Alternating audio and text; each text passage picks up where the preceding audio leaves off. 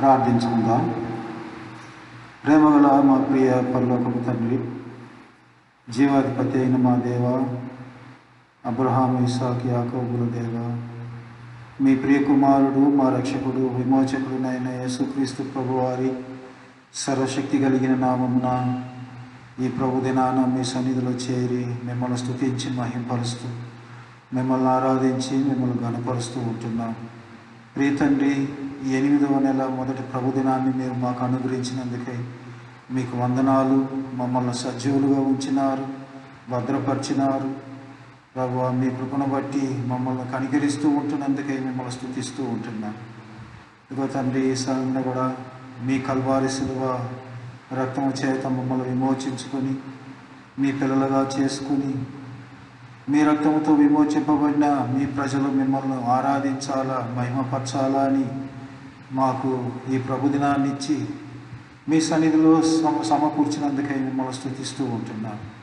మా సమయం అంతా దీవెనకరంగా చేయండి. మేము పాడే పాటల ద్వారా, వర్తమానము ద్వారా, తండ్రి అట్లా ఆరాధన ద్వారా మీ నామం మాత్రం మహింపరచబడినగాక.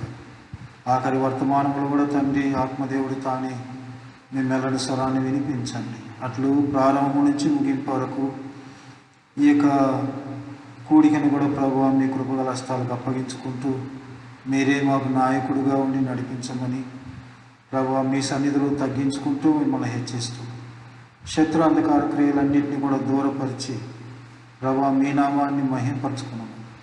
యేసుక్రీస్తు ప్రభు వారి పరిశుద్ధమైన నామమున ప్రార్థించి వేడుకొనుచుంటున్నాం తండ్రి, ఆమేన్.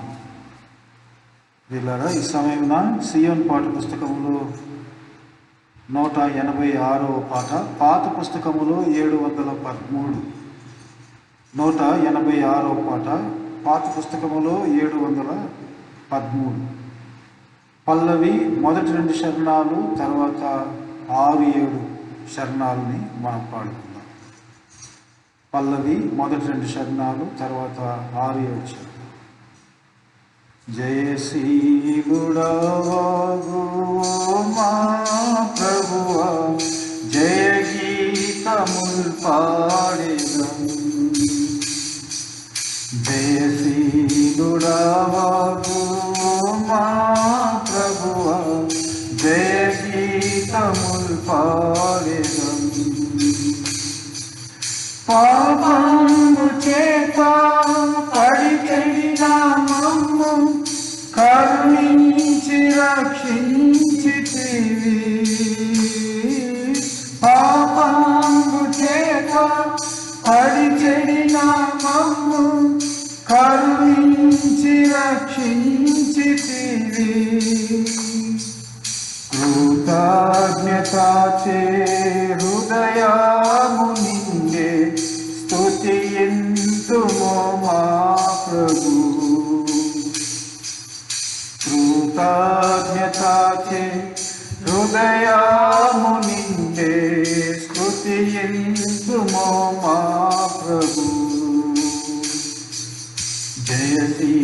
జయశీలుడవగు ఓ మా ప్రభువ, జయ గీతముల్ పాడెదం.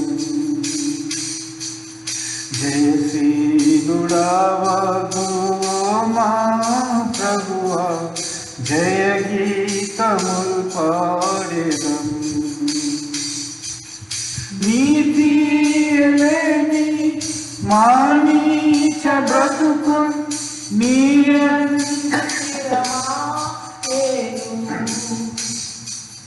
నీతి లేని మా నీచ బ్రతుకు నీ యందు స్థిరమాయెను. ఉదయించే మాపై నీతి సూర్యుండు ముదమార కనుచింతుము. ఉదయించే మాపై నీతి సూర్యుండు ముదమార కనుచింతుము. జయశీలుడవగు మా ప్రభువా, జయ గీతముల్ పాడెదం. జయశీలుడవగు జయశీలుడవగు ఓ మా ప్రభువా జయ గీతముల్ పాడెదం. క్రీస్తేసు ప్రభులో ప్రతిష్ఠామందు విజయోత్సవము. క్రీస్తేసు ప్రభులో ప్రతిష్ఠామందు విజయోత్సవము.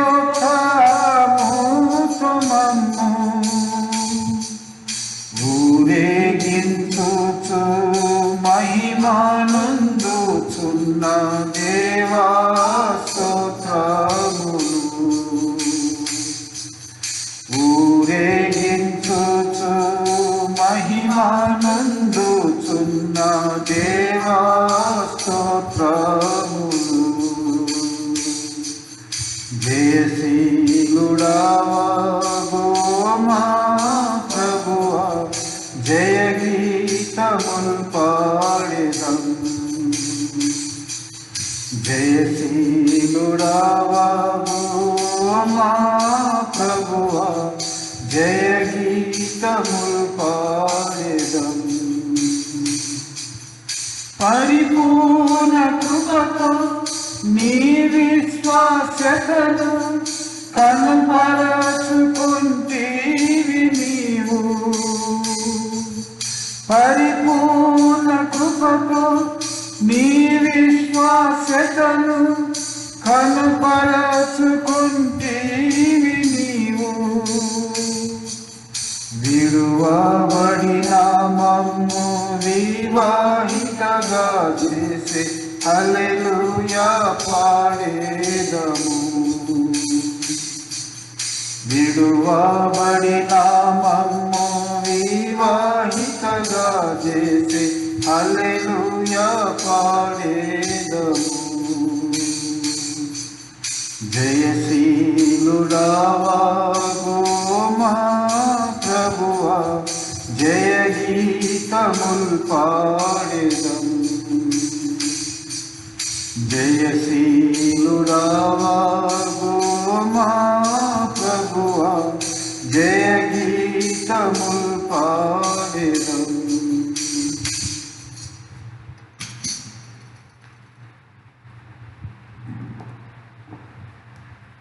ఈ సమయమున ప్రభువును ఆరాధించుటకు ముందుగా పరిశుద్ధ గ్రంథములోని కొన్ని మాటలు మనం ధ్యానించుకొని తర్వాత మనము ఆరాధిస్తాము. కొలసీలకు రాసిన పత్రిక 2వ అధ్యాయం. అపోస్తలుడైన పౌలు కొలసీలకు రాసిన పత్రిక 2వ అధ్యాయము 13-15 కలిసి ఉంది. ఈ మాటలను మనం చదువుకుంటాం. మరియు అపరాధముల వలనను శరీరమందు సున్నతి పొందక ఉండుట వలనను మీరు మృతులై ఉండగా దేవుడు వ్రాతరూపకమైన ఆజ్ఞల వలన మన మీద రుణముగాను మనకు విరోధముగాను నుండిన పత్రమును మేకులతో సిలువకు కొట్టి దాని మీద చేవ్రాతను తుడిచివేసి మనకు అడ్డము లేకుండా దాన్ని ఎత్తివేసి మన అపరాధములన్నింటినీ క్షమించి ఆయనతో కూడా మిమ్మల్ని జీవింపచేసాను. ఆయన ప్రధానులను అధికారులను నిరాయుధులుగా చేసి శిలువ చేత జీవోత్సాహముతో వారిని పట్టి తెచ్చి బాహాటముగా వేడుకకు కనపరిచింది.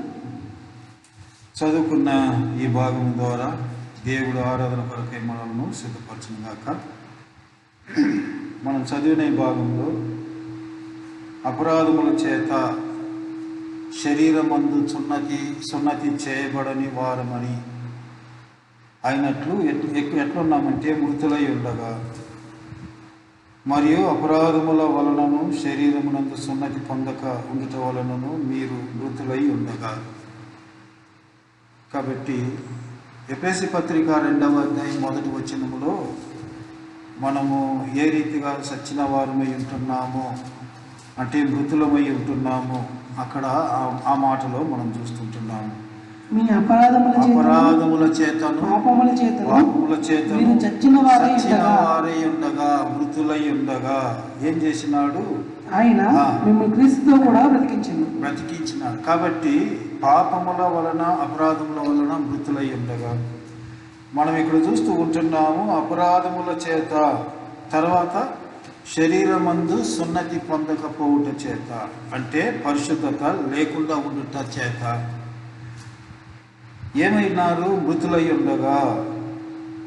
ఇక్కడ ఏం చేసుకుంటున్నాడు? మృతులైన వారిని ఆయన ఏం చేసినాడంటే, దేవుడు రాతరూపకమైన ఆజ్ఞ వలన మన మీద రుణముగాను మనకు విరోధముగాను నుండిన పత్రమును మేకులతో సిలువకు కొట్టి. కాబట్టి దేవుని అంటే ఆయన సన్నిధిలో ఎప్పుడైతే మనం పాపము చేస్తామో అప్పుడు చనిపోయిన వారితో సమానము. రెండవదిగా ఇక్కడ ఇంకొక మాట చూసినాము, సున్నతి లేని వారుగా, శరీరం ముందు సున్నతి లేని వారుగా ఉండినప్పుడు, అంటే అది ఎటువంటి స్థితి అని అన్నప్పుడు చనిపోయిన వారితో సమానమైన స్థితి. ఎఫెసీ పత్రిక 2వ అధ్యాయంలో ఇంకొక మాటను కూడా మనం చూస్తూ ఉంటున్నాము. ఎఫెసీ పత్రిక 2వ అధ్యాయము 4-5 వచనాల్లో ఆ మాట దేవుడు కరుణా సంపన్నుడై ఉండి మనము మన అపరాధముల చేత చచ్చిన వారమై ఉండినప్పుడు సైతము మన ఎడల చూపిన తన మహా ప్రేమ చేత మన క్రీస్తుతో కూడా బ్రతికించింది. కాబట్టి అపరాధములతో చచ్చిన వారంగా ఉన్నప్పుడు, పరిశుద్ధత లేనప్పుడు, అంటే అపరాధములు పాపములు ఎప్పుడు ఉంటావో అక్కడ పరిశుద్ధత ఉండదు కనుక చనిపోయిన వారితో సమానము. ఇక్కడ ఇంకొక మాట చూస్తూ ఉంటున్నాము, సున్నతి లేని వారుగా ఉన్నప్పుడు, శరీరం ముందు సున్నతి లేని వారుగా.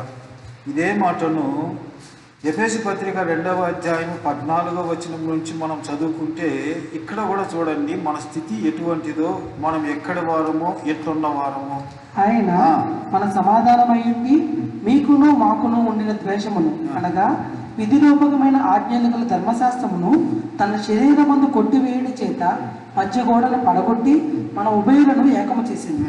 ఇట్లు సంధి చేయించు ఈ ఇద్దరిని తన యందు ఒక్క నూతన పురుషునిగా సృష్టించి తన శిలువ వలన ఆ ద్వేషమును సంహరించి దాని ద్వారా వీరిద్దరిని ఏక శరీరంగా చేసి దేవునితో సమాధానపరచవలని ఇలాగూ చేసింది.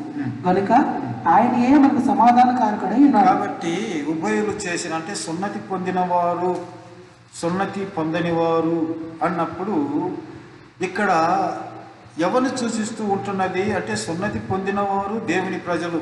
దేవుడు అబ్రహామును పిలిచినప్పుడు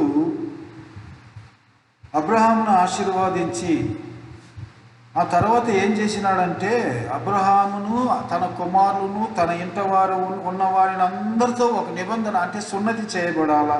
సున్నతి అంటే అర్థం ఏంటంటే ప్రియులారా, పరిశుద్ధపరచబడాలా అని. సరే, ఇక్కడ మనం చూస్తూ ఉంటున్నాము సున్నతి లేని వారు ఎవరంటే అన్యులు. 11వ వచనములో ఆ మాట ఉంటున్నది. 2వ అధ్యాయం ఎఫెసీ పత్రిక 11వ వచనములో, కాబట్టి మునుపు శరీర విషయంలో అన్యజనులై ఉండి శరీరమందు చేతితో చేయబడిన సున్నతి గలవారు అనబడిన వారి చేత సున్నతి లేని వారు అనబడిన మీరు. చూడండి, అన్యులుగా అంటే ఎవరు అన్యులు అని చెప్పి, సున్నతి లేని వారు ఎవరంట? అన్యులు. శరీరమందు సున్నతి చేయబడని వారుగా ఎట్లుంటున్నామంటే మృతులుగా ఉంటే, మీ కొలసి పత్రిక 2వ అధ్యాయంలో మనం చదివినాము. శరీరం ముందు సున్నతి లేని వారుగా మృతులుగా ఉంటేమి. ఇక్కడ సున్నతి లేని వారి చేత ఏమని పిలువబడుతున్నారంటే అన్యులు. సున్నతి లేని వారు ఎవరంటే సున్నతి అంటే అన్యులై ఉండి శరీరం ముందు చేతితో చేయబడిన సున్నతి గలవారు అనబడిన వారి చేత సున్నతి లేనివారు అనబడిన మీరు ఆ కాలమందు. 12వ వచనము, ఆ కాలమందు ఇశ్రాయేలుతో సహపౌరులు కాక పరదేశులను, వాగ్దాన నిబంధన లేని ప్రజలను, నిరీక్షణ లేని వారును, లోకమందు దేవుడు లేని వారునై ఉండి క్రీస్తుకు దూరస్తులై ఉంటునని మీరు జ్ఞాపకం చేసుకున్నారు. కాబట్టి అంటే మృతులు లేదా సున్నతి చేయబడని వారు, అంటే విశ్వాసము దేవుని యందు విశ్వాసం ఉంచని వారు, అంటే దేవుని పిల్లలు కాని వారు. ఇక్కడ ఎవరైతే ఆయన ఏర్పరచుకున్నారో వారు ఆయన వారుగా ఉంటున్నారు. వారు ఎటువంటి వారంటే శరీరం మందు సున్నతి చేయబడిన వారు. ఆ సున్నతి చేయబడిన వారు ఆయన వారుగా ఉంటున్నారు. కాబట్టి సున్నతి చేయబడని వారు మృతులు అని చెప్పి చెప్పబడుతూ ఉంటున్నది. కాబట్టి ప్రియులారా, అట్లు ఆ విధంగా కాబట్టి మునుపు శరీర విషయములో అన్యులయ్యుండి, అంటే అన్యులు దేనికి అన్యులు అంటే సున్నతి చేయబడలేదు కనుక, అంటే పరిశుద్ధత లేదు అన్నమాట. పరిశుద్ధత లేనప్పుడు దేన్ని బట్టి పరిశుద్ధత లేదు అని చెప్పి చూసినప్పుడు మనము ఇక్కడ కొలసి పత్రికలో మనం చదివినాము 2వ అధ్యాయము 13వ వచనము నుంచి అపరాధముల చేత, ఆ తర్వాత శరీరమందు సున్నతి పొందక ఉండుట వలన మృతులై ఉంటిరి, అంటే చనిపోయిన వారుగా ఉంటిరి. ఎట్లు? ఎఫెసు పత్రిక 2:1 చూసినప్పుడు మీ అపరాధముల చేతను పాపము చేతను సచ్చిన వారు ఉండగా, అట్టి స్థితిలో ఉన్న మనలను ఏం చేసినాడంట? మొట్టమొదటగా ఇక్కడ ఈ కొలసి పత్రికలో మనం చదివినప్పుడు ఆ విధంగా మృతులై ఉండగా, ఎఫెసు పత్రిక 2:1 ఏం చేసినాడు? క్రీస్తులో మిమ్మును బ్రతికించినాడు. కాబట్టి మొట్టమొదట స్థితి రక్షింపబడక మునుపు, ఒక విశ్వాస యొక్క స్థితి అంటే రక్షింపబడక మునుపు, దేవుని బిడ్డగా కాక మునుపు ఆ స్థితి ఎటువంటిదంటే మృతమైనది, అంటే సచ్చిన స్థితి. కారణం ఏంటంటే పాపములో జీవిస్తుంటున్నాం కనుక. అట్టి పాపములో జీవిస్తుంటున్న నిన్ను నన్ను క్రీస్తు ప్రభు యొక్క శిలువ రక్తము చేత ఏం చేసినాడంటే మనల్ని సజీవులుగా చేసినాడు. కాబట్టి ఆయన రక్తం వలన ఏం చేసినాడు? మన అపరాధములన్నింటినీ కూడా కడిగి వేసినాడు అని చెప్పి మనం చూస్తూ ఉంటున్నాం. మధ్య గోడను పడగొట్టినాడు. ఎఫెసు పత్రిక 2:14లో ఆ మాటను చూస్తూ ఉంటున్నాము. చూడండి, ఆయన మన సమాధానమై ఉండి మీకును మాకును ఉండిన ద్వేషమును అనగా విధిరూపకమైన ఆజ్ఞలకు ధర్మశాస్త్రమును తన శరీరమందు కొట్టివేయడం చేత మధ్య గోడను పడగొట్టి మన ఉభయులను కాబట్టి శరీరమందు కొట్టివేసినాడు. ఎట్లు కొట్టివేసినాడు?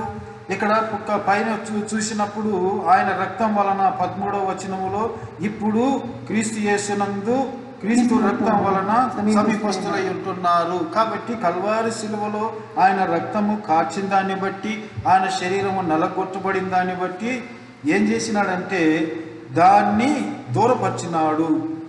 కాబట్టి 14వ వచనంలో మనం అదే చూసినాము. ఆజ్ఞలను ధర్మశాస్త్రమును తన శరీరమందు కొట్టివేయుట చేత మధ్యపు గోడ మరి పడగొట్టబడింది. ఇప్పుడు మనం ఉభయలను ఏకముగా చేసి ఉంటున్నాడు, వారికి మనకు తేడా లేకుండా. అంటే ఎవరు? సున్నతి పొందినవారు, అంటే దేవుని పిల్లలు. మనం అన్యులము, కానీ వారికి మనకు తేడా లేకుండా క్రీస్తు ప్రభు వారి యొక్క శరీరము కల్వారి శిలువలో కొట్టబడుట చేత మనల్ని ఉభయలుగా చేసినాడు, అంటే ఏకము చేసినాడు అని చెప్పి మనము చూస్తూ ఉంటున్నాం. 16వ వచనం 15-16వ వచనంలో కూడా చూడండి. ఇట్లు సంధి చేయొచ్చు ఈ ఇద్దరిని తన యందు ఒక్క నూతన పురుషునిగా సృష్టించి తన శిలువ వలన ఆ ద్వేషమును సంహరించి దీని ద్వారా వీరిద్దరిని ఏక శరీరంగా చేసి దేవునితో సమాధాన పరచవలని ఇలాగ చేసింది కనుక ఆయన మనకు సమాధానకారకుడై ఉన్నాడు. కాబట్టి ఇద్దరిని ఏకము చేసి, అంటే ఒకప్పుడు అన్యులం మనము. కారణం ఏంటి? సున్నతి లేని వారము, అంటే చేయబడని వారము. శరీరం అందు సున్నతి అంటే పరిశుద్ధత లేని వారము. కాబట్టి సున్నతి చేయబడిన వారి చేత సున్నతి లేని వారు అని అనబడుతూ దూరస్తులుగా ఉన్న మనకు వారికి ఉన్న ఆ భేదమును తన రక్తము చేత, తన శరీరము చేత ఆయన శిలువలో కొట్టబడి అది దూరపరిచి ఏం చేసినాడంట? ఇప్పుడు ఆయన దూరస్తులైన మీరును ఇప్పుడు క్రీస్తునందు క్రీస్తు రక్తం వలన సమీపస్తులై ఉంటున్నాడు. కాబట్టి నిన్ను నన్ను సమీపస్తులుగా, అన్యులంటే దూరంగా ఉండవలసిన వారు సమీపంగా ఉండుటకు ఏమాత్రం అర్హత లేదు. దేవుని చేత ఏర్పరచబడిన వారు అంటే పరిశుద్ధులు, సున్నతి చేయబడిన వారు. సున్నతి అంటే శరీరం ముందు సున్నతి అని ఇక్కడ చూస్తుంటున్నాము. హృదయములో సున్నతి చేయబడవలెను. మోషే ఈ మాటను చెప్తూ ఉంటున్నాడు. మనం ద్వితీయోపదేశకాండంలో చదివితే హృదయములో సున్నతి చేయబడాలా. కాబట్టి అంటే పరిశుద్ధత చేయబడాలి. పరిశుద్ధత లేనప్పుడు మనము మృతులము, ఇంకొకటి అన్యులముగా ఉంటున్నాము. అట్టి స్థితిలో ఉన్న నిన్ను నన్ను ఏం చేసినాడంటే క్రీస్తు ప్రభు వారి యొక్క శిలువ రక్తము చేత మనల్ని విమోచించుకొని ఆయన శరీరము కొట్టబడుట చేత కల్వారి శిలువలో ఆ భేదమును తీసివేసి మధ్యపు గోడను పడగొట్టి మనల్ని ఏకము చేసి ఉంటున్నాడు. అంటే దేవుని ప్రజలుగా అందరూ దేవుని ప్రజలు. ఎవరైతే ఆయన రక్తంతో కొనబడి ఉంటున్నారో వారందరూ దేవుని ప్రజలుగా చేసి ఉంటున్నాడు. కాబట్టి ఇప్పుడు సున్నతి చేయబడిన వారు, సున్నతి లేని వారు, చేయబడని వారు అంటే ఏ భేదము లేదు. అంటే కారణం ఏంటంటే క్రీస్తు ప్రభువే మన కొరకు బలి అయినాడు కనుక ఆయన మనల్ని వారితో కూడా దూరస్తులుగా ఉన్న మనల్ని వారితో కూడా మరి క్రీస్తు ప్రభువుకు సమీపస్తులుగా చేసుకున్నాడు. కాబట్టి ఇక్కడ ఇంకొక మాట కూడా చూడండి. రోమా పత్రికలో 7వ అధ్యాయము 4వ వచనం నుంచి చదివితే ఇక్కడ ఇంకొక మాట కూడా చూస్తూ ఉంటున్నాము. రోమా పత్రిక 7వ అధ్యాయము 4వ వచనములో, కావున నా సహోదరులారా, మనము దేవుని కొరకు ఫలమును ఫలించినట్లు మృతులలో నుండి లేపబడిన క్రీస్తు అను వేరొకను చేరుటకై మీరును ఆయన శరీరము ద్వారా ధర్మశాస్త్రము విషయమై మృతులైతే, ఏలైనగా మనము శరీర సంబంధమై ఉండినప్పుడు మరణార్థమైన ఫలమును ఫలించుటకై ధర్మశాస్త్రము వలన పాపేచ్ఛలు మన అవయవములలో కార్యసాధకములై ఉంటుంది. కూడా ఇప్పుడైతే దేని చేత నిర్బంధింపబడుతుమో దాని విషయమై చనిపోయిన వారమై ధర్మశాస్త్రము నుండి విడుదల పొందితిమి గనుక మనము అక్షరానుసారమైన ప్రాచీన స్థితి గలవారము కాక ఆత్మానుసారమైన నవీన స్థితి గలవారమై సేవ చేయుచున్నాము. కాబట్టి కొలసి పత్రిక 2వ అధ్యాయము 13-15 వరకు మనం చూసుకుంటే రాతము అంటే చేరాతను ఆయన తుడిచివేసినాడు, దాని మేకులతో కొట్టినాడు. రుణముగా ఉన్న మనకు విరోధముగా ఉన్న పత్రమును మేకులతో కొట్టి దాన్ని ఏం చేసినాడంటే సిలువకు కొట్టి దాని మీద చేరాతను తుడిచివేసినాడు. ఏమి చేరాత?